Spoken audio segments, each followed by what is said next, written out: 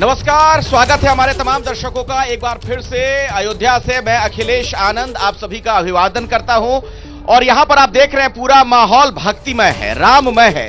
सरयू के तट से यह खास कार्यक्रम आपके सामने लेकर हम हाजिर हैं और बात राजनीति की भी हो रही है, क्योंकि जिस तरीके के बयानात आ रहे हैं शिरीन, उससे अचानक से सियासी सरगर्मी तेज हो गई है। बिल्कुल, सरगर्मी काफी तेज हो गई। देखिए, सुबह से हम भी ठिठुर रहे थे, लेकिन अभी सूर्य देवता ने दर्शन दिए हैं तो यहाँ भी थोड़ा माहौल गर्म हो रहा है धीरे धीरे। लेकिन बहरहाल देखिए, बात पहले कांग्रेस की करते हैं। कांग्रेस में अयोध्या को लेकर थोड़ा कंफ्यूजन नजर आ रहा है अखिलेश, क्योंकि बड़े नेता जो सीधे सीधे इससे किनारा करते हुए नजर आ रहे हैं अयोध्या से, रामलला से और साथ ही मंदिर प्राण प्रतिष्ठा में आने को लेकर। लेकिन आज अयोध्या में कांग्रेस का एक डेलीगेशन आया है। यूपी कांग्रेस के कई नेता आज अयोध्या पहुंचे हैं, रामलला के दर्शन भी कर रहे हैं। जी, सुनवाते हैं क्या कह रहे हैं अजय राय।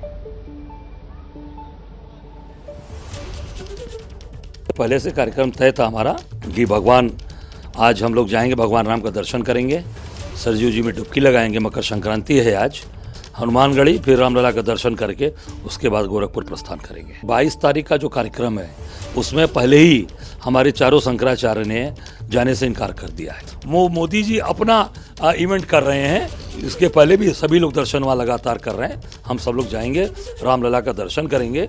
22 का जो कार्यक्रम है वो पूरी तरीके से वो मोदी अपनी तरीके से कर रहे हैं। जब उसमें चारों शंकराचार्य जाने से मना कर दिए तो मैं समझता हूँ कि हम सब लोग आज 15 तारीख को जा रहे हैं, वहाँ दर्शन करेंगे और जय जय सिया राम होगा। तो अजय राय को आपने सुना, लेकिन कांग्रेस के अंदर ऐसा लगता है कि प्राण प्रतिष्ठा कार्यक्रम को लेकर दो धड़े नजर आने लगे हैं। कांग्रेस का जो आला नेतृत्व है वो उसने इस कार्यक्रम में यह कहकर आने से इनकार कर दिया कि यह बीजेपी आरएसएस का इवेंट है, लेकिन कुछ और भी तरीके के बयानात आ रहे हैं। कुछ लोग हैं जो साफ साफ प्राण प्रतिष्ठा कार्यक्रम के समर्थन में दिख रहे हैं। ये जो विरोधाभास दिख रहा है उसी पर कुछ बयान सुनिए आप।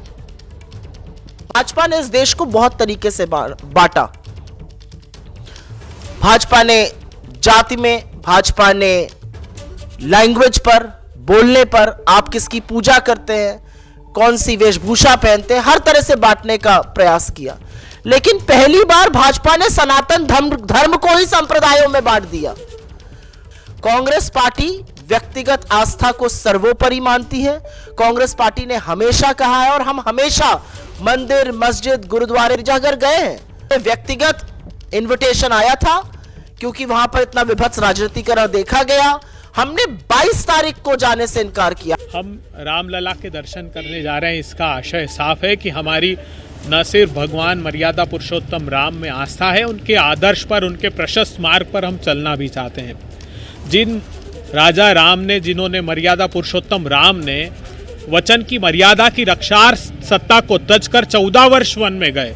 भारतीय जनता पार्टी की सरकार रोज वचन तोड़कर सत्ता का भोग कर रही है। क्या ये राम का अनुसरण कर रहे हैं? तो सच्चे राम राज्य की अवधारणा पर को चरितार्थ कांग्रेस पार्टी करती है, उनके प्रशस्त मार्ग पर चलती है, और भारतीय जनता पार्टी सिर्फ सत्ता की भूख मिटाने की वजह से राम का नाम ले रही है। देखिए, राजनीतिक बयानबाजी तेज होती जा रही है, लेकिन प्राण प्रतिष्ठा का समय भी अब नजदीक आ रहा है, क्योंकि 7 दिन का महज वक्त बचा है। और इससे पहले देखिए, जो निमंत्रण है उसको कैसे सियासत तेज हो गई है। कांग्रेस ने निमंत्रण को ये कहकर ठुकरा दिया कि भाई इसका इस्तेमाल बीजेपी अपने राजनीतिक फायदे के लिए कर रही है। लेकिन दूसरी तरफ निमंत्रण ठुकराए जाने के बाद यहां बीजेपी का ये कहना है कि देखिए, ये कांग्रेस का चेहरा है और ये राम विरोधी चेहरा है। प्राण प्रतिष्ठापन जब किया जाता है तो उसकी एक तौर तरीका होता है, विधि विधान होता है, धर्मशास्त्र होते हैं। क्या ये कार्यक्रम धार्मिक है? अगर यह कार्यक्रम धार्मिक है तो शंकराचार्य, चारों पीठों के हमारे शंकराचार्य, क्या उनकी सलाह से, उनकी देखरेख से इस कार्यक्रम का स्वरूप तय किया जा रहा है? इस पूरे प्रायोजन में, इस पूरे आयोजन में कहीं भी धर्म, नीति या आस्था नहीं दिखाई दे, सिर्फ और सिर्फ राजनीति दिखाई दे रही। कांग्रेस के डीएनए में है, जो कांग्रेस शुरू से हिंदू विरोधी रहा है वही काम कर रहा है। और हिंदू विरोधी नहीं रहेगा तो फिर स्टालिन के साथ दोस्ती कैसे होगी? स्टालिन के साथ दोस्ती होगी तो सनातन को खत्म करने का एजेंडा कैसे नहीं पूरा होगा? ये एक दूसरे से जुड़ा हुआ है और यही कारण है कि नहीं जाएंगे तो भी राम का प्राण प्रतिष्ठा होगा। देवेशाचार्य जी, मैं कांग्रेस के संदर्भ में आपसे सवाल पूछ रहा हूं। जो कुछ नेता तर्क दे रहे हैं, कुछ धर्माचार्यों का उल्लेख करते हुए कि शास्त्र सम्मत सब कुछ नहीं हो रहा है, राजनीतिक फायदे के लिए बीजेपी इसका इस्तेमाल कर रही है, क्या आप इस राय से सहमत हैं? जी बिल्कुल नहीं। जो भी विपक्ष के लोग ये कह रहे हैं कि शास्त्र सम्मत नहीं हो रहा है, बिल्कुल गलत कह रहे हैं। रही बात जो हमारे शंकराचार्य, पूज्य शंकराचार्यों ने कहा है, तो उन लोगों ने सहमति भी जताया है लेटर जारी करके कि बिल्कुल स्वागत योग्य है, हमें प्रसन्नता है। और हमारे ट्रस्ट के जो राम जन्मभूमि तीर्थ क्षेत्र ट्रस्ट है, उसके कोषाध्यक्ष जी ने और तमाम ट्रस्ट के ट्रस्टियों ने आह्वान किया है उनका कि जहां भी आपको लगता है कि शास्त्र सम्मत नहीं, आप आकर के बताइए। आज ही इंटरव्यू दिया है जिन्होंने मुहूर्त निकाला था, गणेश दत्त जी ने बनारस से, उन्होंने भी चैलेंज किया है कि जो भी आकर के साबित कर देगा कि शास्त्र सम्मत नहीं है, मुहूर्त नहीं है, हम उसके जो भी उसका दंड होगा हम उसके लिए भुगतने के लिए तैयार हैं।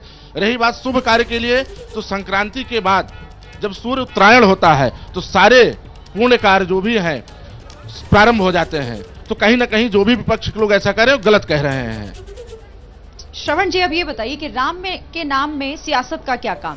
अगर वो राजनीति कर भी रहे हैं तो इतना बड़ा जिस तरह से ये आयोजन होना चाह रहा है, आपको तो बढ़ चढ़कर आगे आना चाहिए था, राम के स्वागत पे खड़ा होना चाहिए था, ये कह के बजाय इसके कहने की भाई राजनीति कार्यक्रम ज्यादा लग रहा है, हम निमंत्रण स्वीकार नहीं कर रहे। नहीं, देखिए, निमंत्रण बीएचपी और जिस तरीके से ट्रस्ट द्वारा दिया गया, और अभी हमारे आदरणीय अध्यक्ष जी अजय राय जी आज पहुंचे, उन्होंने सरयू की उस अविरल धारा में उन्होंने स्नान भी किया और यहाँ पे पूजन भी करेंगे, राम मंदिर भी जाएंगे। लेकिन क्या भगवान राम के यहाँ निमंत्रण की कोई जरूरत है?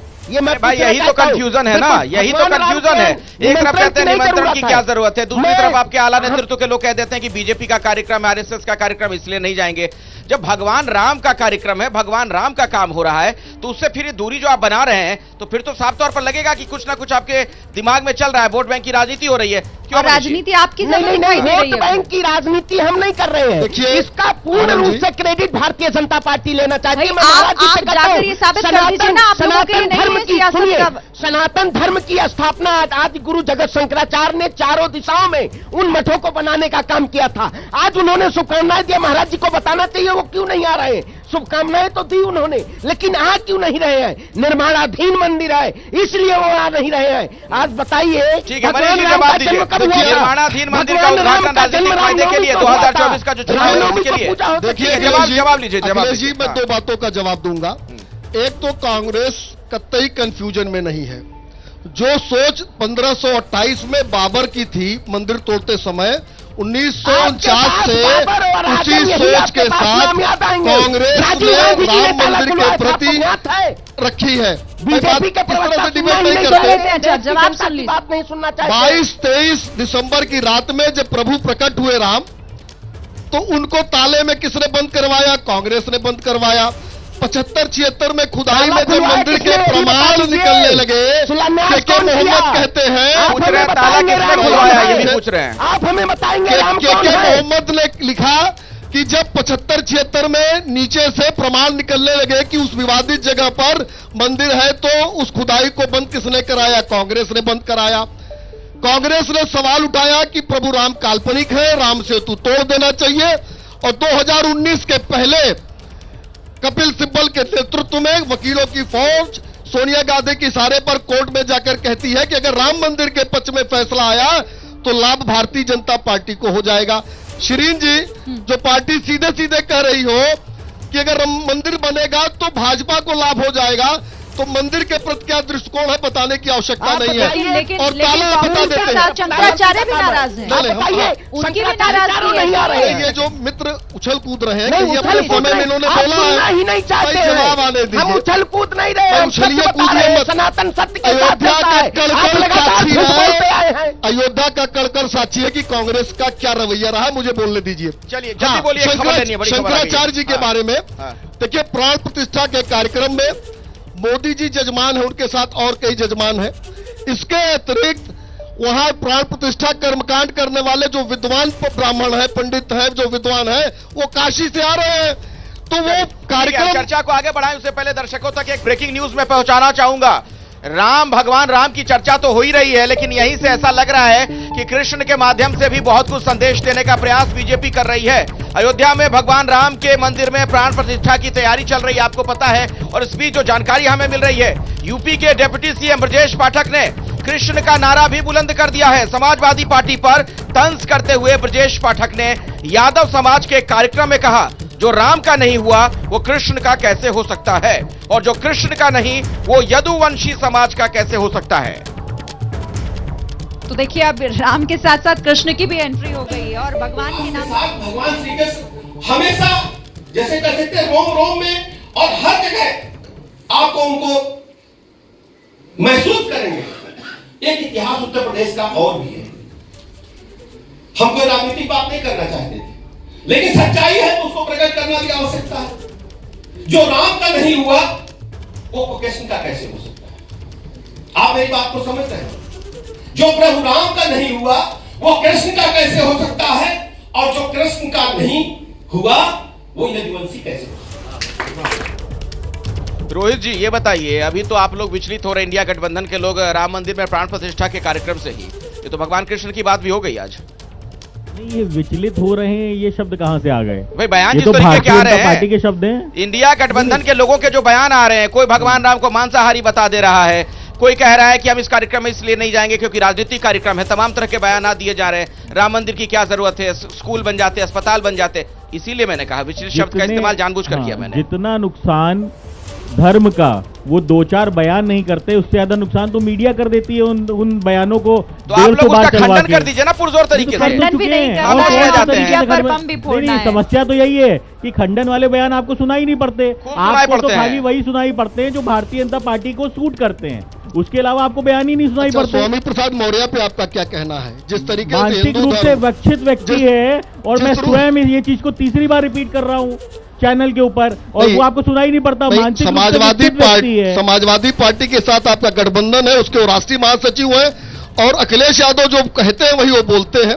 नहीं, ये तो आप लोगों की स्ट्रैटेजी है ना कि भारतीय जनता पार्टी के जो नेता बोलेंगे वो मोदी जी के इशारे पे नहीं बोलते हैं, वो उनके व्यक्तिगत बयान हो जाते हैं। जैसे संजय निषाद इनके सहयोगी भगवान राम की वल्दियत के ऊपर प्रश्न चिन्ह कर देते हैं, तो वो उनका व्यक्तिगत बयान हो जाता है। सीधे लिए चलते हैं प्रधानमंत्री नरेंद्र मोदी के कार्यक्रम में कई आदिवासी परिवारों को आवास योजना की वो सौगात दे रहे हैं। राम राम। इस समय देश में उत्सव का माहौल है। उत्तरायण, मकर संक्रांति, पोंगल, बिहू, कितने ही त्योहारों की उमंग चारों तरफ छाई हुई है। इस उत्साह को आज का ये आयोजन और शानदार जानदार बना दिया, और आपसे बात करके मेरा भी उत्सव बन गया। आज एक और जब अयोध्या में दीपावली मनाई जा रही है, तो दूसरी ओर 1 लाख अति पिछड़े मेरे जनजातीय भाई बहन जो मेरे परिवार के ही सदस्य हैं, मेरे इन जनजातीय परिवार, अति पिछड़े जनजातीय परिवार, उनके घर दिवाली मन रही है, ये अपने आप में मेरे लिए बहुत बड़ी खुशी है। आज उनके बैंक खाते में पक्के घर के लिए पैसे ट्रांसफर किए जा रहे हैं। मैं इन सभी परिवारों को बहुत बहुत बधाई देता हूं, मकर संक्रांति की शुभकामनाएं देता हूं, और मुझे ये पुण्य कार्य करने के लिए निमित्त बनने का अवसर मिलता है, यह भी मेरे जीवन में बहुत आनंद की बात है। साथियों, आज से आपके घरों का काम शुरू होने जा रहा है। मुझे विश्वास है कि इस साल की दीपावली आप अपने घरों में जरूर मनाएंगे। तो जल्दी से जल्दी मकान का काम कीजिए। बीच में बारिश आ जाए तो भी अभी से तैयारी कर लीजिए। पक्का कर लीजिए कि इस बार दिवाली अपने पक्के नए घर में मनानी है।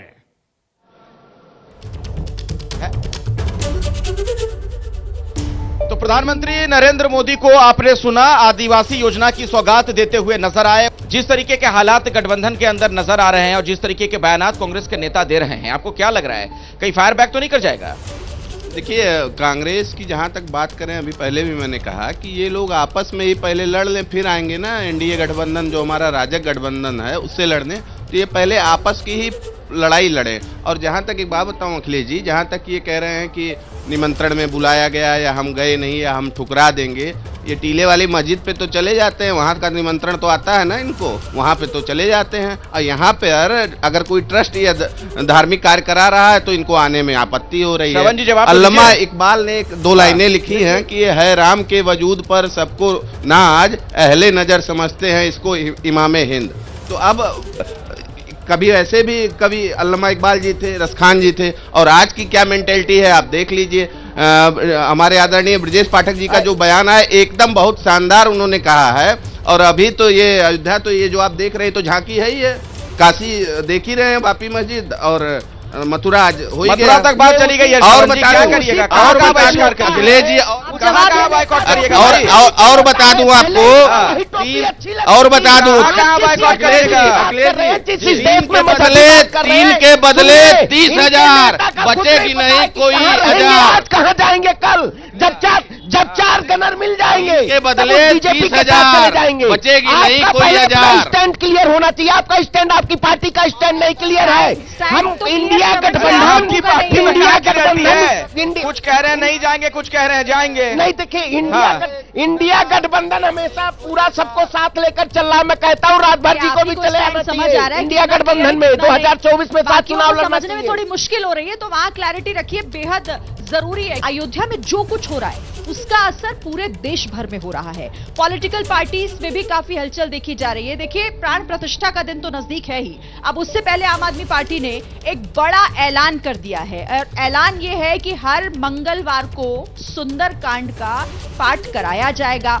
और अब इसके मायने क्या है, इस पर भी हम चर्चा करेंगे, लेकिन सबसे पहले आप ये बड़ी खबर समझ लीजिए कि आम आदमी पार्टी की तरफ से ये बड़ा ऐलान और प्राण प्रतिष्ठा से पहले इस बात का मतलब क्या हो जाता है, आप इसे समझिए। हर मंगलवार को सुंदरकांड और उसके साथ साथ हनुमान चालीसा का भी पाठ। पार्टी ने अब एक नया संगठन बनाया है।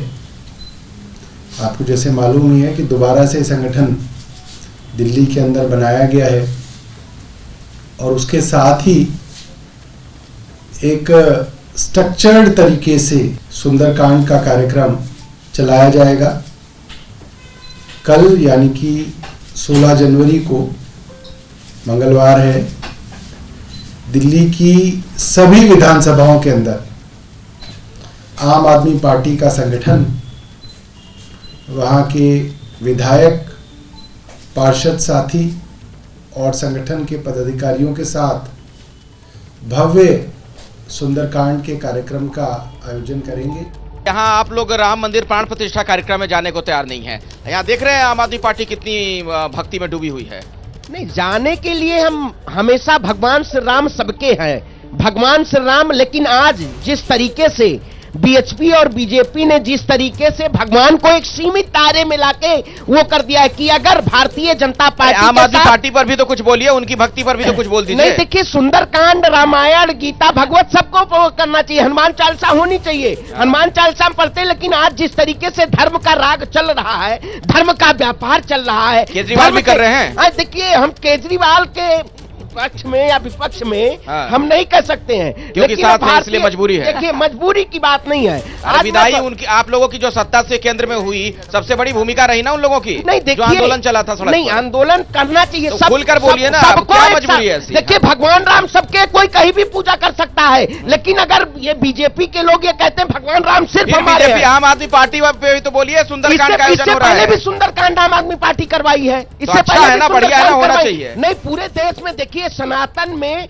सबको वो है, हक है हनुमान चालीसा पढ़ने का, सुंदरकांड पढ़ने का। लेकिन आज कुछ लोग कह रहे हैं अगर पढ़ा जाएगा तो हमारे ही द्वारा पढ़ा जाएगा, भारतीय जनता पार्टी के ही जगह पे पढ़ा जाएगा। वो उन्होंने दर्शाया है कि हम हनुमान चालीसा पढ़ेंगे। अखिलेश जी, भारत के लिए इससे बड़ा दुर्भाग्य क्या होगा कि कांग्रेस के प्रवक्ता ये नहीं कह पा रहे हैं कि उनके दल के गठबंधन का दल सुंदरकांड कर रहा है, तो उसको भी नहीं अच्छा कहने की हिम्मत जुटा पा रहे हैं। यही कांग्रेस की सोच है। जो मैंने कहा कि 1528 में जिस सोच के तहत बाबर ने राम जन्मभूमि के मंदिर को गिराया था, उसी सोच से कांग्रेस लगातार काम कर रही है। और मैं कहूंगा बाबर और आजम की ही बात करते रहेंगे आप। अरे भाई, वही सोच आपकी है ना। ताला तो बंद करा दिया, राम को काल्पनिक बता दिया, राम से तोड़ने की बात कर दी, वकीलों की फौज खड़ी कर दी, और जब ट्रस्ट ने भेजा आमंत्रण पत्र, सोनिया जी, खड़गे जी और अधीर रंजन चौधरी जी ने ठुकरा दिया। इससे बड़ा पंच है। के पीछे कांग्रेस एक भी ऐसा मौका नहीं छोड़ती जब सनातन का पंच करना हो। आप लोगों ने माहौल तो बदल दिया है। मैं रोहित जी से इस पर जवाब ले लेता हूं। बिल्कुल माहौल बदल दिया। 2024 में राम के नाम भाई इतना अवसर दिया गया। इतना शोर क्यों मचा रहे हैं? जब आप सेल्फ गोल कर रहे हैं, आपकी सोनिया जी, खड़गे जी और अधीर रंजन जी ने सेल्फ गोल कर लिया है, तो आपके शोर बचाने से क्या हो जाएगा? आप रोहित जी से इस पर जवाब ले लेते हैं। रोहित जी, ये विपक्ष को फंसा दिया है क्या पूरा? अब मतलब राम का नाम तो लेना ही होगा, लेकिन अपने अपने तरीके से, क्योंकि उसके सिवा आप कोई चारा छोड़ा नहीं बीजेपी ने आप लोगों के लिए। भारतीय जनता पार्टी हमें राम का नाम लेना ना सिखाए। हम जब पैदा हुए थे ना, तभी राम राम करते हुए पैदा हुए थे। हमारे यहाँ अगर खेत में बीज बोया जाता है तो राम राम कह के ही बीज बोया जाता है। और भारतीय जनता पार्टी सनातन की ठेकेदार बन रही है, बस यही खाली लड़ाई है। क्योंकि राजनीतिक व्यवस्था अलग होती है और धर्म की व्यवस्था अलग होती है। हमारे लिए प्रभु राम आस्था का विषय है और भारतीय जनता पार्टी के लिए राजनीति का विषय है। केजरीवाल जी के लिए क्या है? नहीं, ठीक है, सुंदरकांड का पाठ करवा रहे हैं। नहीं, बिल्कुल। अगर केजरीवाल जी हिंदू धर्म को मानते हैं, सनातन धर्म को मानते हैं, तो सुंदरकांड का पाठ कराने के लिए भारतीय जनता पार्टी कार्यालय से परमिशन लेनी पड़ेगी क्या? अब क्या आप ये भी चाहते हैं कि सुंदरकांड का पाठ कराने से पहले कोई भारतीय जनता पार्टी से पूछे कि भाई साहब परमिशन है, इजाजत है, जैन जी भी कल मंगलवार है, सुंदरकांड का पाठ करा सकते हैं? बिल्कुल भाई साहब। सोनिया जी की आवाज पे सुंदरकांड भगवान मर्यादा पुरुषोत्तम श्री राम जी ने सद्बुद्धि दे दिया है आम आदमी पार्टी को और उनके राष्ट्रीय अध्यक्ष को। मैं तो कहूंगा ये कांग्रेस के भाई हमारे बैठे हैं, जहाँ जहाँ भी 2-4 स्टेट में कांग्रेस की सरकार है, वहाँ पे भी ये मंगलवार को बालकांड और रामचरितमानस और होने का भी सर्टिफिकेट बांटेंगे और आप सनातन का भी सर्टिफिकेट बांटेंगे। अरे राजनीति में किस स्तर तक गिरोगे भाई? कहाँ तक जाओगे? नहीं, मैं नहीं बता रहा हूँ। ये भगवान श्री राम ने कहते थे चल सन्यासी मंदिर में और घंटा बजाने की बात करते थे। अब ये सनातनी बन के घूम रहे हैं। अब ये सनातनी बन के घूम रहे हैं। सद्बुद्धि आना चाहिए आम आदमी पार्टी। जैसे आपके नेता को सद्बुद्धि आ गई, जैसे आपके नेता को सद्बुद्धि आ गई, वैसे ही सद्बुद्धि चाहते हैं। अच्छा देवेशाचार्य जी, सबको भगवान राम की जरूरत पड़ रही है क्या? अब राजनीति के लिए भगवान राम क्या मजबूरी हो गए हैं? नहीं, मजबूरी बिल्कुल नहीं है। भगवान राम तो सबके हैं और संपूर्ण भारतवर्ष के कण कण में व्याप्त है राम। सुबह अगर व्यक्ति सो करके उठता है तो राम से प्रारंभ होता है, शाम को सोने जाता है तो राम पे ही समाप्त होता है। तो राम सबके हैं, बिल्कुल इसमें कोई जरूरत है। लेकिन राजनीति में भी हो जरूरी है क्या? बिल्कुल, क्योंकि कांग्रेस पार्टी की जैसे बात होती है कि उन्होंने निमंत्रण ठुकराया, अयोध्या नहीं आ रहे हैं, राम मंदिर नहीं दर्शन करने आ रहे हैं, तो ये कांग्रेस की पूर्व की प्रथा रही है कि किसी भी हिंदू धर्म के कार्यक्रम में ठुकराया गया है। उन्होंने स्वीकार किया है। जब तक उनको कहा गया निमंत्रण नहीं आ रहा, पहले तो ये कह रहे थे कि निमंत्रण नहीं आ रहा है, अब वो कहना शुरू कर दिया कि निमंत्रण अधूरे। आप लोग शंकराचार्य राम पर लड़ते सभी लोग आ रहे हैं। जाने से परहेज करना। असदुद्दीन ओवैसी सोमनाथ मंदिर में जाने से उन्होंने परहेज किया था कार्यक्रम में। एक बार फिर से मस्जिदों को लेकर चिंता व्यक्त की है अपनी। कहा है कि जो मौजूदा सरकार है, जो मौजूदा हुक्मरान है, वो मस्जिदों को गैर हिफाजत उनके लिए जो है वो पैदा कर रहे हैं। असदुद्दीन ओवैसी का ये बड़ा बयान, और कहा कि उन्होंने सीधे तौर पर कहा है कि मस्जिदों की हिफाजत करनी होगी, मस्जिदों को आबाद रखना होगा और इनकी हिफाजत करने का जिम्मा हमारा है। सुन लेते हैं जरा ओवैसी साहब क्या कह रहे हैं। आपको बताने का मकसद ये है कि मस्जिदों की हिफाजत करिए। मौजूदा दौर में जो हुक्मरान है वो पूरी कोशिश कर रहे हैं कि मस्जिदों को गैर आबाद कर दिया जाए, मस्जिदों की अहमियत को कम करके रख दिया जाए, मुसलमानों को इस्लाम से दूर कर दिया जाए। इसलिए हमारी जिम्मेदारी है कि हम मस्जिदों की हिफाजत करें। और कुदरत हम और आप से पुकार पुकार कर कह रही है कि तुम एक मस्जिद को खो चुके, वो तुम्हारी गफलत की वजह से हुआ था। अगर आप होश के नाखून नहीं लेंगे तो फिर ये तमाम जो लोग आज इक़्तिदार की कुर्सियों पर बैठने वाले हैं, ये जालिम लोग हैं, ये हमारी मस्जिदों पर ललचाई हुई नजरों से देख रहे हैं। वो जानते हैं कि मुसलमान को मस्जिद से दूर कर दो, फिर ये निहत्ता हो जाएगा। इसलिए बहुत जरूरी है मेरे अजीज दोस्तों और नौजवानों और माँ बाप, अकेले मत जाइए मस्जिद को, अपनी औलाद को साथ लेकर जाइए। सिर्फ जुमे के दिन नहीं बल्कि हर वक्त की नमाज मस्जिदों में अदा करिए, अपनी मस्जिदों को आबाद रखिए। तो असदुद्दीन ओवैसी को आपने सुना, लेकिन बड़ा सवाल यहां से खड़ा यह होता है टाइमिंग को लेकर। एक ऐसे वक्त में जब राम मंदिर में प्राण प्रतिष्ठा का कार्यक्रम होने वाला हफ्ते भर के अंदर इस तरीके के बयानों का मनीष जी क्या अर्थ निकाला जाए? क्या वो वाकई जो कह रहे हैं वो कहना चाह रहे हैं, या फिर इसके पीछे मुसलमानों को डराकर वोट हासिल करने की मंशा दिखती है? असदुद्दीन ओवैसी जी कांग्रेस की भाषा बोल रहे हैं। कांग्रेस पैन इंडिया ये काम कर रही है और हैदराबाद में बैठकर असदुद्दीन ओवैसी बोल रहे हैं। इसी तरीके से लगातार कांग्रेस ने भयाक्रांत करके अल्पसंख्यकों का वोट लिया, उनको वोट बैंक बनाया और बुनियादी जो उनकी सुविधाएं थी वो तक नहीं उपलब्ध कराया अल्पसंख्यकों को। और असदुद्दीन ओवैसी ने भी कांग्रेस की उस लीग को पकड़ लिया है कि डराइए, भयभीत करिए कि भारतीय जनता पार्टी आ जाएगी, प्रभु राम का मंदिर बन जाएगा तो अल्पसंख्यकों को ऊपर खतरा आ जाएगा। लेकिन हिंदुस्तान, भारत की जनता इस बात से वाकिफ हो चुकी है और हमारी सरकार 9 साल से इस देश में है। हमने सबका साथ सबका विकास की भावना से काम किया है। हाँ, लेकिन प्रभु राम के मंदिर के लिए हमारी जो निष्ठा थी, हमने जो 1989 में पालमपुर अधिवेशन में कहा था, उस पर हम अडिग रहे और मंदिर के मार्ग को प्रशस्त किया हमने। 2 करोड़ युवाओं को रोजगार देने की बात कही। कह रहे हैं कि ओवैसी की भाषा आप लोग बोलते हैं, कांग्रेस वाले जो बोल रहे हैं। वही कहता हूँ, ओवैसी की भाषा ये लोग बोलते हैं। देश को तुष्टीकरण के नाम पे, राम के नाम पे देश को लूटने का काम किया। तो सोनिया जी ने निमंत्रण क्यों ठुकराया? पांडे जी हमारे कौन है? खड़गे जी ने निमंत्रण क्यों ठुकराया? अधीर रंजन चौधरी जी ने निमंत्रण क्यों ठुकराया? देखिए राम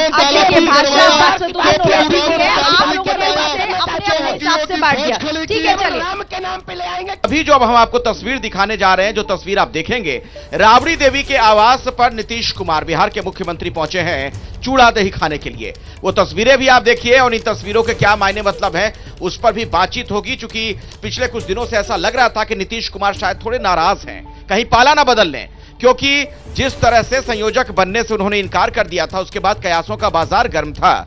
लेकिन आज देखिए किस तरह से ये सौहार्दपूर्ण माहौल में दही चूड़ा खाते हुए राबड़ी आवास पर नजर आए हैं नीतीश कुमार।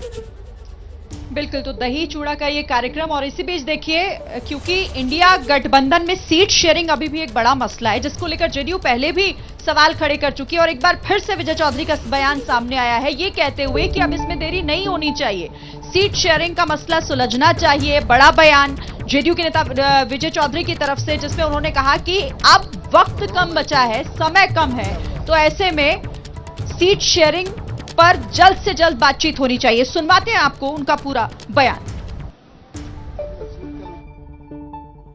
इंडिया गठबंधन के सारे घटक दलों को बैठकर सहमति बनाकर चुनाव अभियान में तेजी लानी चाहिए। सीट शेयरिंग पर अगर बातचीत हो जाए जितनी जल्दी उतना अच्छा होगा।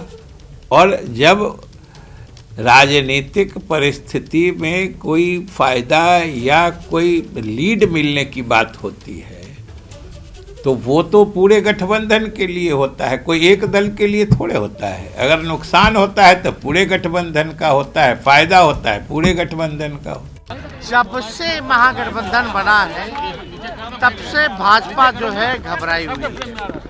जब से आदरणीय लालू जी, मुख्यमंत्री नीतीश जी एक साथ आए हैं और जिस हिसाब से नौकरियां दी जा रही है, जिस हिसाब से आरक्षण बढ़ाया गया, जाति आधारित गणना की गई, तो लोगों में तो थोड़ा डर तो है कि भाई ये लोग तो अपना कमिटमेंट भी पूरा करके आ रहे हैं, तो इसलिए कोई भी कुछ भी कहता रहे, इससे कोई फर्क पड़ने वाला। जरा मुझे ये बताइए, तमाम बड़ी बड़ी बातें, आदर्श की बातें अपनी जगह हैं, लेकिन बहुत जरूरी है सरकार बनाने के लिए कि आपके उतने मेंबर ऑफ पार्लियामेंट बने। वो तब बनेंगे जब गठबंधन मजबूती के साथ चुनाव लड़े, सीट शेयरिंग हो जाए। सीट शेयरिंग को लेकर जो पेच फंसा है उससे आपके सहयोगी दल भी अब नाराज होने लगे हैं। राहुल गांधी भले कितनी यात्रा निकालने, क्या होगा इससे?